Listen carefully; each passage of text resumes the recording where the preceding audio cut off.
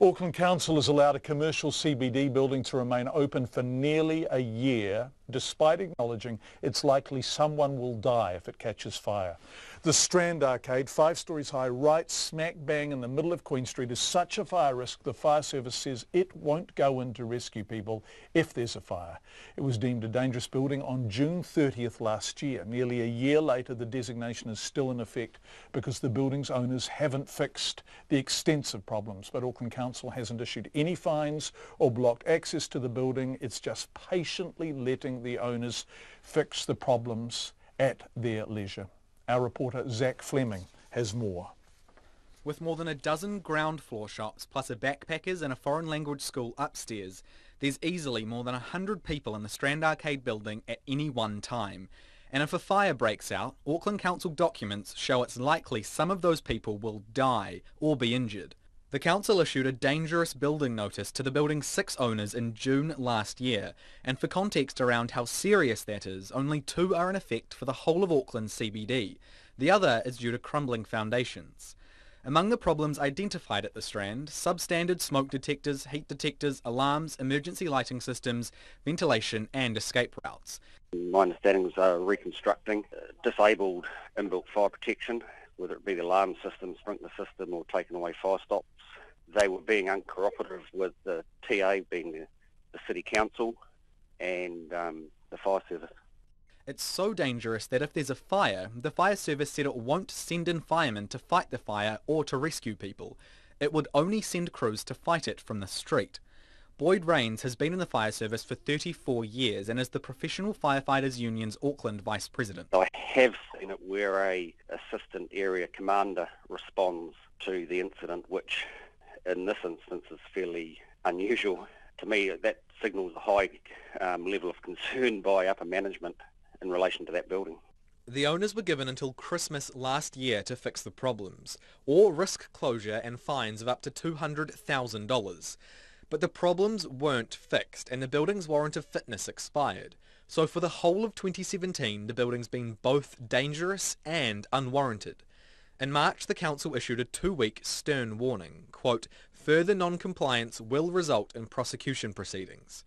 3 months later, though, there's still no WOF and no prosecution was ever launched. Auckland Council's Weather Tightness and Compliance Manager, Sally Gray, says Council believe the only imminent risk was with people sleeping inside. It does take a period of time for those issues to be rectified. So it wasn't the case of dangerous building notice being served on this building and nothing then being done for 12 months.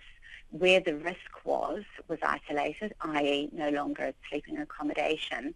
Over the period of time leading up till Christmas, the food court was also closed, which further removed any potential fire risk within the building. It can't just be sleeping though, because the fire service deemed the building so dangerous that they wouldn't go in to rescue people or fight a fire. So it can't just be sleeping. You would have to ask them why they take that position. Right.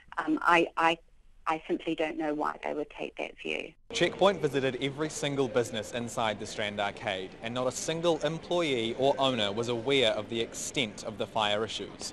Most were incredibly concerned to learn that not even the fire service would go in if there was a fire. Janet Wang owns the Aspiring Language Institute on the 4th floor. She says she was never told about the fire issues.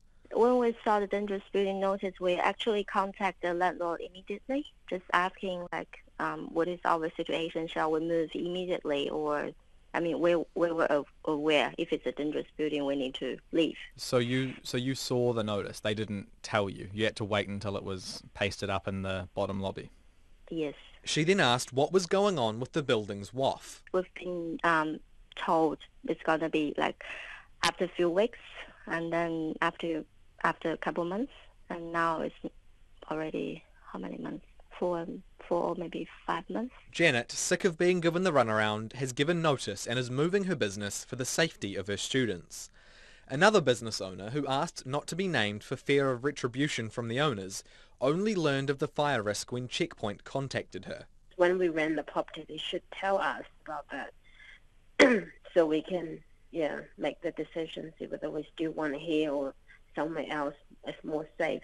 Auckland Council was unsure why any owners weren't informed, as it says it sends tenants relevant documents. The owners of the building declined to be interviewed, but the body corporate, Scope Strata Management, issued a 3-line statement saying it's working with the council and it expects the dangerous building notice to be withdrawn shortly. But several fire engineers and compliance officers who'd worked on the building told Checkpoint they don't believe it'll be warrantable for around 6 months. None would speak on record, as they believed publicly criticising Auckland Council would make it hard or impossible to win future contract bids. Sally Gray from the council says they have nothing to fear and the building will be compliant soon. Absolutely do not have any cause for concern for speaking out. Okay, cool. Hey, Sally, is there anything that I haven't asked you that you think is quite important to get across?